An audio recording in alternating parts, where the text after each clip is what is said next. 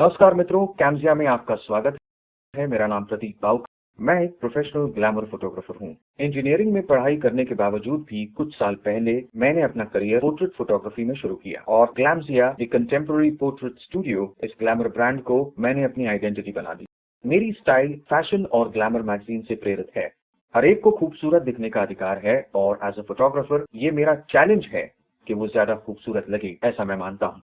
Wedding portraits करते समय poses, light, इन महत्वपूर्ण विषयों को सहज सुलभ भाषा में आप तक पहुंचाना और आपका कॉन्फिडेंस बढ़ाना, इसके लिए ये डीवीडी बनाई जा रही है। और ये डीवीडीज देखकर आप कभी भी कहीं भी सिर्फ एक लाइट के सहारे भी अच्छे पोर्ट्रेट ले सकते हो, इतना निश्चित है।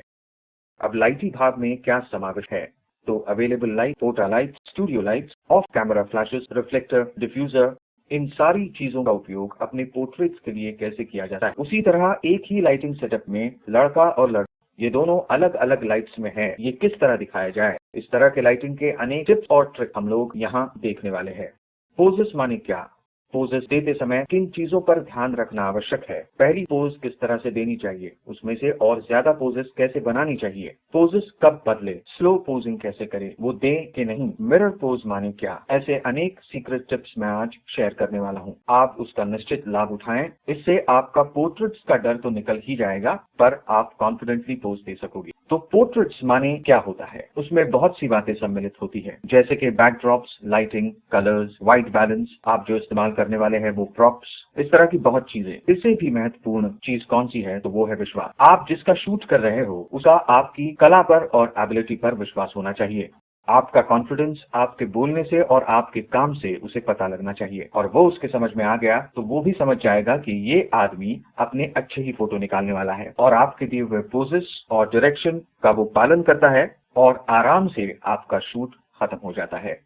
वेडिंग पोर्ट्रेट्स निकालते समय बहुत ही सीमित होता है। ऐसी स्थिति में ही अच्छे पोर्ट्रेट्स निकालना ही वेडिंग फोटोग्राफर का कौशल्य होता है। पोजेस और लाइटिंग, इसके बारे में तो मैं आपसे बात करूंगा ही, लेकिन उससे भी एक अलग बात जो कभी कभी ही अनुभव होती है, वो है कि हमने दी हुई पोजेस सामने वाली व्यक्ति ठीक तरह से नहीं कर पाती। तो इस समय क्या करें? उसे रिलैक्स खड़ा रहने के लिए कहना चाहिए और फिर प्रोबिंग करना चाहिए। प्रोबिंग माने उसको अलग अलग सवाल पूछने चाहिए। आप नॉर्मली फोटो शूट करते समय या फोटो निकालते समय किस तरह से खड़े रहते हो?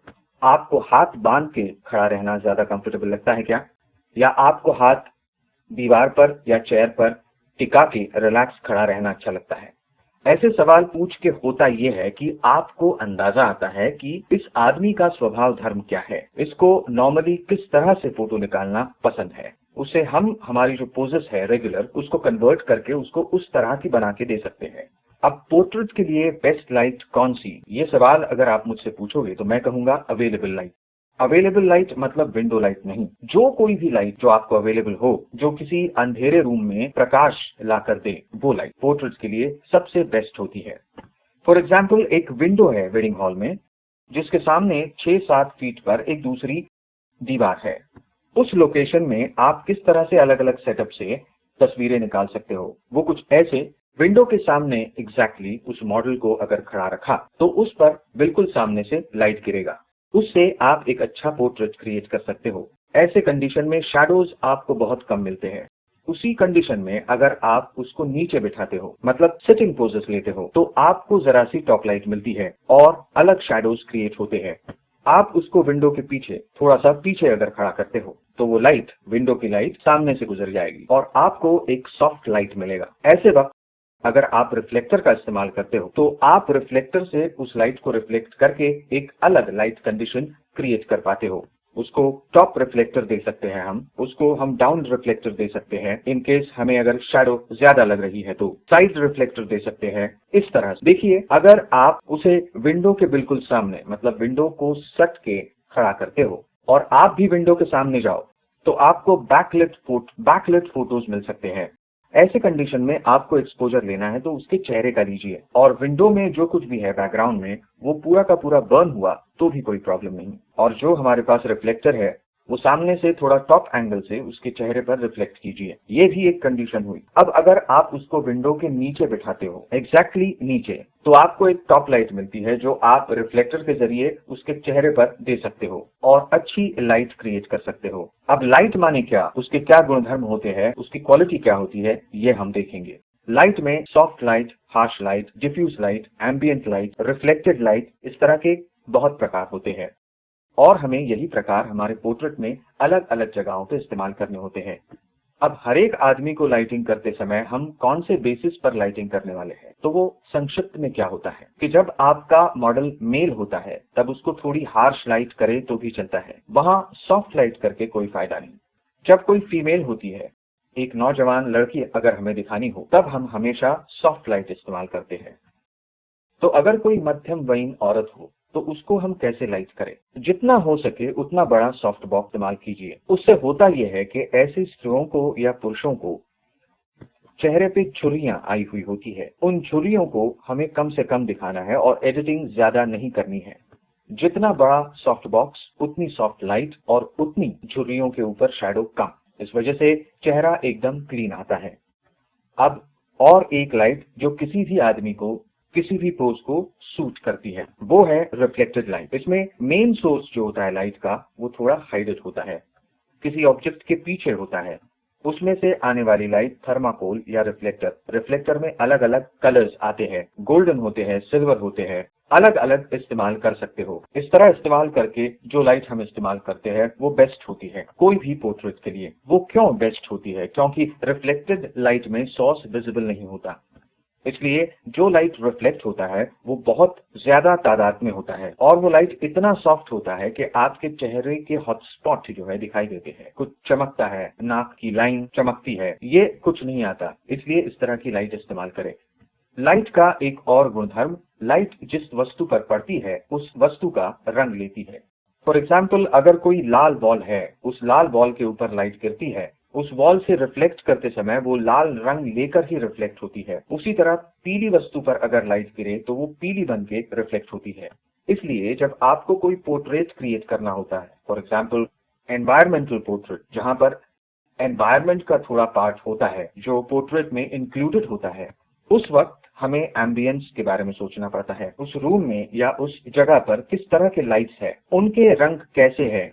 उस हिसाब से अगर हम फ्लैश इस्तेमाल कर रहे होते हैं तो उस फ्लैश को जेल लगाकर उस रंग के साथ हमें उसे मैच करना पड़ता है। उससे ये होता है कि हमारा पोर्ट्रेट और बैकग्राउंड अलग अलग न लगते हुए एक साथ लगते हैं और वो अच्छा दिखता है। अगर आप मुझे पूछोगे कि मैं ऐसी कौन सी लाइटिंग करूं जिससे मेरा पोर्ट्रेट हमेशा खूबसूरत लगे, फिर चाहे कोई भी चेहरा हो, तो उसके लिए एक स्पेशल लाइटिंग है। करना यह है कि जो मॉडल है उसके क्रॉस में लाइट को खड़ा कीजिए और उस लाइट को कुछ इस तरह से सेट कीजिए कि उसका जो मेन लाइट है वो यहाँ गिरे और यहाँ पर सिर्फ हमें शैडो मिले। उसमें होता क्या है कि जो लाइट वहां पड़ता है उससे ये हिस्सा तो लिट होता ही है, लेकिन यहाँ भी एक सॉफ्ट लाइट मिलता है। उससे आपका चेहरा जो है, ये पूरी चेहरे का भाग एक इवन टोन में लिट होता है।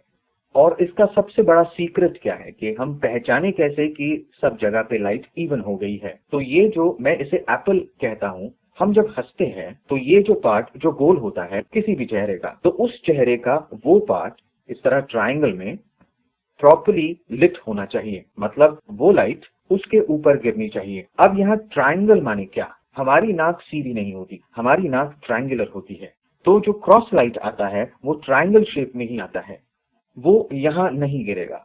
अब सबसे महत्वपूर्ण बात, पोर्ट्रेट्स खूबसूरत क्यों दिखते हैं और लोगों को क्यों अच्छे लगते हैं कि जब ये क्रॉस लाइट गिरती है तब आपके आंखों के अंदर भी क्रॉस लाइट ही पड़ती है।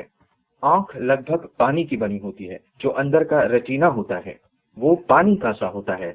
तब वो इतनी खूबसूरत क्यों दिखती है? उसके पीछे 3 कारण हैं।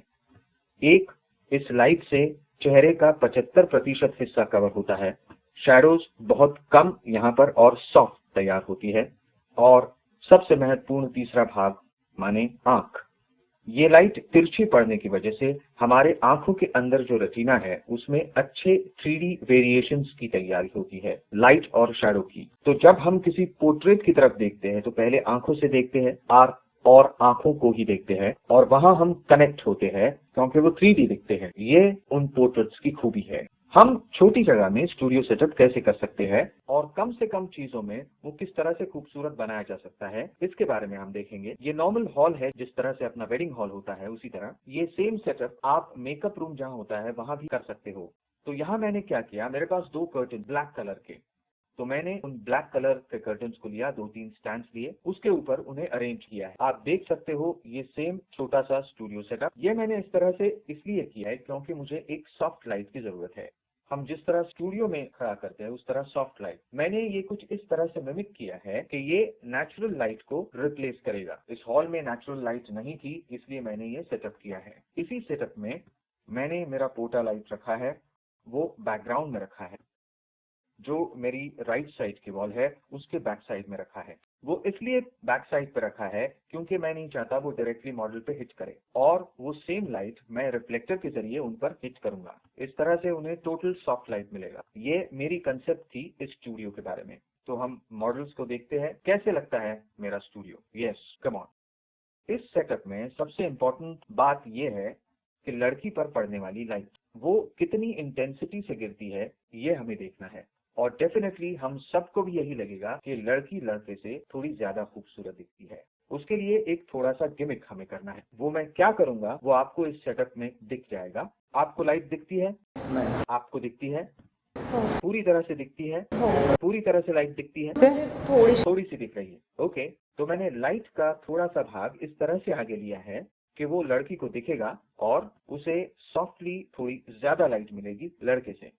वो ये सेटअप है, ठीक है। अब जब हम पोर्ट्रेट की शुरुआत करते हैं, उसके पहले के डिटेल्स कौन से, लड़की के चेहरे पर कितने बाल गिरते हैं, उसमें हमें पोस्ट प्रोसेसिंग कम से कम करनी है। इसलिए अब हम नजदीक से देखेंगे उसके चेहरे पर कहीं बाल तो नहीं आ रहे हैं। अगर वो होते हैं तो स्लाइटली हम उसे रिमूव कर सकते हैं, ठीक है।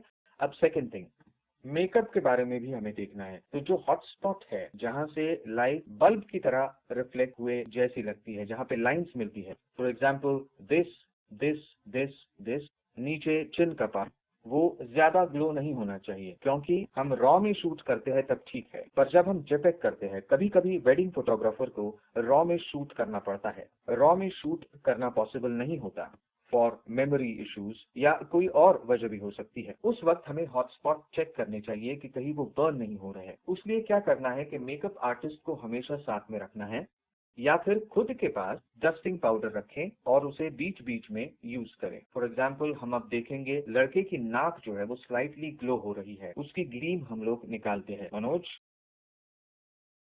मुझे थोड़ा सा डस्टिंग करके दीजिए लाइन के ऊपर।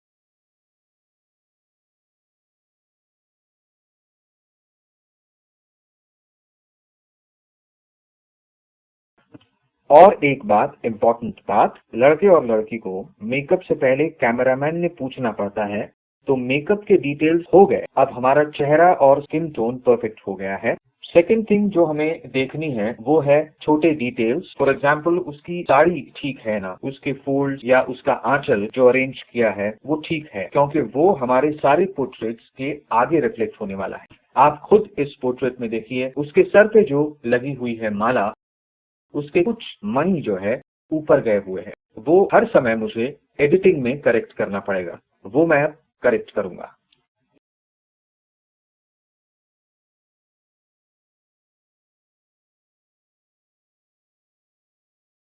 ये छोटे से डिटेल्स है, उनको हम वक्त पे देखें तो आगे फोटोग्राफी में हमारे काम बचते हैं, तो इन्हें देखना पड़ता है, ठीक है।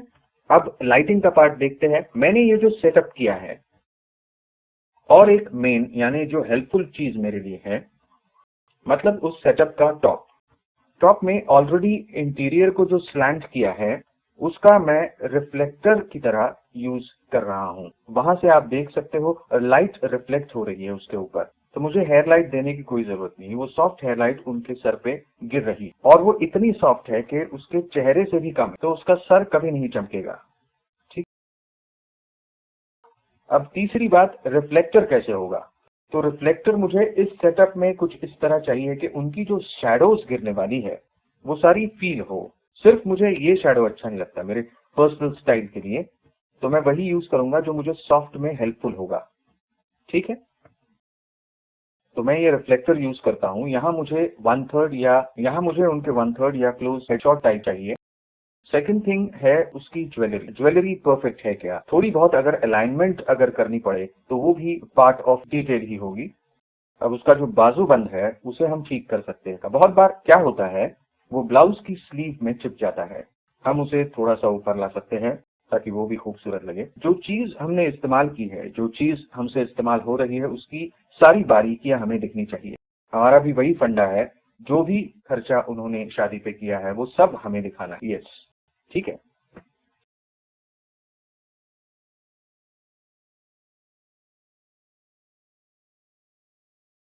तो कान का परफेक्ट, नथ परफेक्ट, यस, ऑल डन। ठीक है, ठीक है, लाइट्स ऑफ करते हैं और शूट करते हैं। रुको, एक रिफ्लेक्टर दो। अब हमने सारी डिटेल्स देखी, उनके चेहरे की डिटेल्स देखी, उनके स्पॉट्स, हाईलाइट होने वाले स्पॉट्स देखे, नेकलेस देखा, ज्वेलरीज ठीक ठाक किए, ऑल एक्सेसरीज सब डन हुआ है। अब सबसे महत्वपूर्ण बात है कि आपके कैमरा की लेंस ठीक है क्या। आपके वॉलेट में या आपकी जेब में हमेशा एक सॉफ्ट क्लॉथ होना चाहिए, जिसे माइक्रोफाइबर क्लॉथ कहते हैं। उससे आपके लेंस के दाग हमेशा साफ कीजिए और उसके बाद ही शूट को शुरुआत कीजिए। या तो हम सारी चीजें करते हैं और बाद में पता चलता है कि लेंस पे थोड़े से स्पॉट थे। वो दिखते नहीं है, डेफिनेटली नहीं दिखते। हर एक का यही कहना होता है कि अगर वो दिखते नहीं तो किस लिए करना। लेकिन ये छोटी चीजें होती है जो परिणाम करती है और आपके पोर्ट्रेट्स में दिखाई देती है। वो होती है लेकिन हमें वो दिखाई नहीं देती, क्योंकि पोर्ट्रेट्स कलरफुल होते हैं, 3D होते हैं। उसके लिए अगर आप उसका बैक शूट करो तो आपको पता चलता है कि स्पॉट कहाँ के हैं। तो मेरी लेंस क्लियर है, ऑल डन। अब मैं शूट करने को शुरुआत करता हूँ। अब इस सेटअप के लिए मैं लेंस यूज करता हूँ 24-70, क्योंकि मुझे टाइट क्लोज ही चाहिए। 2.8 अपर्चर, मतलब मैं नेचुरल लाइट ऑब्वियसली मिमिक कर रहा हूँ, क्योंकि मुझे एक्सपोजर अच्छा मिलना चाहिए, इसीलिए मैं 24-70 यूज कर रहा हूँ। नेक्स्ट इंपॉर्टेंट थिंग, आईएसओ कौन सा सेट करना है। नथिंग, कोई महत्वपूर्ण बात नहीं है आईएसओ कौन सा सेट करें। आप जो पोर्ट्रेट्स ले रहे हो उसका एस्थेटिक बरकरार रखो।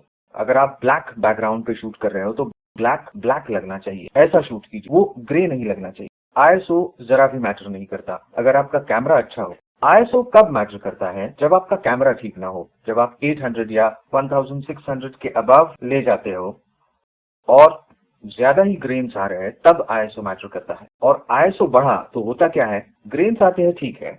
मेन क्या होता है, अगर आईएसओ बढ़ा, ग्रेन्स आने दीजिए ग्रेन। सबसे अहम बात क्या होती है, क्लैरिटी निकल जाती है। फोटो शार्प आता है, क्लियर आता है, पर उसका जो शार्पनेस होता है, सॉरी क्लैरिटी नहीं, शार्पनेस जाता है। फोटो क्लियर होता है लेकिन शार्प नहीं होता। मतलब आपको बाल दिखेंगे, पर आप जूम करके देखो तो वो बाल ब्लर हुए होते हैं। पर वैसे भी आपके फोटोज कितने साइज के होते हैं एल्बम में, 12, 18, 36 के साइज में होते हैं। उतने साइज में बालों की डिटेल्स की जरूरत नहीं होती। आप जब आप होर्डिंग्स शूट करते हो तभी ये बातें मैटर करती है। तो इस तरह के सेटअप में ये बातें जरा भी मैटर नहीं करती। मेरे सेटअप जब इन बिटवीन का टाइम होता है, मतलब जब पोज देने के बाद लड़की बैठती है, रिलैक्स होती है, या फिर उसको पानी चाहिए होता है और उसके बाद वो वापस आती है, तब जनरली हम रीसेट होते हैं। मैं रीसेट इस शब्द का इस्तेमाल करता हूँ जनरली। मतलब क्या, मुझे किसी ने पोज देने के लिए कहा और मैं इस तरह से रहा, तो मुझे पूरा रिफाइन करने के बाद 2 मिनट के बाद मैं इस तरह से नहीं रहूंगा। तो ये रिलैक्स पोज पहले से हमने सोचनी चाहिए। मॉडल को आप कभी भी कहिए कि पोज में आओ, वो पोज में आएंगी और हमारा ध्यान नहीं रहा तो वापस रिलैक्स हो जाएगी। रिलैक्स मतलब पीठ झुक जाती है, गर्दन नीचे हो जाती है। ये सारी चीजें लास्ट में वापस एक बार रिफाइन करनी पड़ती है। ठीक है, तो इस पोज में मैंने जो डिटेल्स पहले कहे थे, उसकी नेकलेस के बाजू में हार का एक धागा आया है, वो मुझे पीछे लेना पड़ेगा, वरना आगे के सारे शॉट्स में वो दिखेगा। ये आपको दिखना चाहिए हर वक्त। ठीक है, ये धागा था जो मैंने पीछे लिया। मैं ये कहता हूं कि कोई भी मॉडल होने दो, उन्हें सिर्फ कहना मिरर करो। आपको पोज देनी पड़ती है। अब देखिए मैं उसे मिरर कैसे करने के लिए कहता हूं। ये पोज मुझे कुछ इस तरह चाहिए। इस पोज में मुझे उसकी बैक लाइन चाहिए। उसके लिए मैं उससे कहूंगा, यहाँ पे हाथ रखो जैसे कि ये दीवार हो, consider it as a wall. आपके हाथ सॉफ्ट होने चाहिए और एक पांव आपका फोल्डेड चाहिए हमेशा, और आप इस तरह से देखती हो। ये पोज मुझे चाहिए। ठीक है, अब मुझे मिरर कीजिए। हर वक्त मैं सामने जाके नहीं बताऊंगा, मैंने अभी बताया कि एक्चुअल पोजिंग कैसे होती है। लाइक दिस, सॉफ्ट हैंड्स रखिए। सॉफ्ट हैंड्स को हम बैले हैंड्स भी कहते हैं, मैं बैले हैंड्स कहता हूँ। बैले हैंड्स क्यों? जब बैलेरिनास डांस करते हैं तब उनके हाथों की मूवमेंट्स किस तरह से होती है। जो मिडिल फिंगर होता है वो सामने होता है, उसके नीचे बराबर उनका अंगूठा चाहिए, आखिर की 2 उंगलियां रिलैक्स चाहिए। तो ये बैलेरिनास के हैंड्स होते हैं। अब इसमें भी एक ट्रिक है, अगर मैं उससे कहता हूं कि बैले हैंड्स रखो, ओके, तो कभी कभी वो नहीं होता, क्योंकि हर एक को ये नहीं समझता। तो एक सिंपल और सीधी बात जो हमें सबको पता है, तो हम सिगरेट कैसे पीते हैं, इस तरह से। तो हमें उनको बताना है कि हाथ में सिगरेट है ऐसा कंसिडर करो, बीच में इस तरह की गैप रखो और उंगलियां रिलैक्स रखो। देखिए अब कैसे होता है। कंसिडर करना, हाथ में सिगरेट है, 2 उंगलियां थोड़ी सी ऊपर इस हाथ की और बाकी की उंगलियां नीचे, नॉर्मल। देखो इस तरह। अब consider it as a wall, ये वॉल है और आप वॉल की तरफ थोड़ा झुक रही हो। अब कमर की तरफ से थोड़ा आगे झुकिए। मैं हमेशा कहता हूं कि रिस्ट से टच कीजिए और थोड़ा सा अपनी छोटी उंगली से। अब उसकी रिस्ट टच होनी चाहिए, मैं उसकी चूड़ियां सही कर लेता हूं। रिस्ट टच होगी, उंगलियां रिलैक्स्ड, वो हाथ थोड़ा सा आगे, पीछे वाला नीचे, नीचे थोड़ा, यस परफेक्ट। अब वो थोड़ी सी टच होगी, थोड़ी सी आगे, यस। उसको कहना कि उसके शोल्डर्स जो है, अब इस पोज में मुझे शोल्डर्स कैसे चाहिए, मैं हमेशा कहता हूं ओपन और क्लोज शोल्डर कीजिए। ओपन मतलब क्या, शोल्डर ओपन होने चाहिए, और क्लोज में वो थोड़े क्लोज होने चाहिए। ये 2 फंडा है। कभी हम क्लोज में इस्तेमाल करते हैं, ट्राई करके देखना चाहिए। क्लोज अगर अच्छी लगी तो क्लोज। अब यहाँ पर मैं क्लोज नहीं दूंगा, मैं अगर क्लोज दूंगा तो उसकी पूरी बैक आती है। तुम शोल्डर थोड़े ओपन रखो, यस परफेक्ट। अब मुझे उसके सारे नेकलेस दिख रहे हैं, सारे जेवर दिख रहे हैं, उसकी उस तरफ की शोल्डर भी दिख रही है। अब जब मैं इस तरह की पोज देता हूँ तो फर्क क्या पड़ता है, वो कमर से ट्विस्ट होती है। ट्विस्ट करती है मतलब क्या होता है, उसकी फेमिनिटी बढ़ती है, जिसे हम आर ग्लास कहते हैं, उस तरह का शेप चाहिए, वो शेप दिखता है। तो ये शेप हम किसी भी मॉडल को दे सकते हैं। इस शोल्डर से थोड़ी आगे आना, परफेक्ट। वो शोल्डर ओपन करो, यस परफेक्ट। थोड़ी सी रिस्ट लाइन टच होनी चाहिए, छोटी उंगली, इस हाथ की छोटी उंगली, last finger, yes relax, perfect, perfect shot. ठीक है, अब मुझे और ज्यादा डिटेल्स क्या चाहिए, तो ये आंचल, ये आंचल की लाइन जो है वो हमेशा सही होनी चाहिए। या तो आप उसे खुद सेट कीजिए या आपकी मेकअप आर्टिस्ट या हेयर स्टाइलिस्ट, जो लड़की आपको कंफर्टेबल लगे उसको आप कहिए सेट करने के लिए। ये पूरी तरह से रैप कर लेना है, साड़ी को थोड़ा दबा के पहनना है, जिस वजह से हमें शेप और ज्यादा अच्छी तरह से क्रिएट करने को मिलेगा। ओके। बहुत बार क्या होता है, हम लोग शूट करते हैं और बाद में पता चलता है कि आंखें ढकी हुई है। अब कुछ पोजेस में हम लोग मैनेज कर सकते हैं जहां सारी चीजें कंट्रोल में होती है तब। पर समझो कोई ब्राइड ऐसी हो जिसकी आंखें हमेशा बंद होती रहती हो, कुछ होती है ऐसी कि फ्लैश पड़ने पर जिनकी आंखें बंद होती है, हर वक्त कॉपी पेस्ट तो नहीं कर सकते, इस तरह से वो मैनेज नहीं होता। उन्हें एक छोटी सी ट्रिक बताता हूँ कि आपके ब्लिंक्स जो है काउंट कीजिए। मतलब कैसे, अगर मुझे ये बार बार होते रहता है तो मैं उन्हें कहता हूँ कि ब्लिंक्स काउंट करो, 1 2 3 4 5। तो उनको खुद पता चलता है कि उनके कितने ब्लिंक्स होते हैं और वो कॉन्शियसनेस निकल जाता है। मतलब जो कैमरा को देख के होता है या कैमरा देखकर अपने आप आंखें बंद होती है, वो निकल जाएगा और वो खुद के ब्लिंक्स पर कॉन्सेंट्रेट करते हैं और हमें ब्लिंक्स नहीं मिलते। अब इसके ब्लिंक्स फास्ट हो रहे हैं जरा।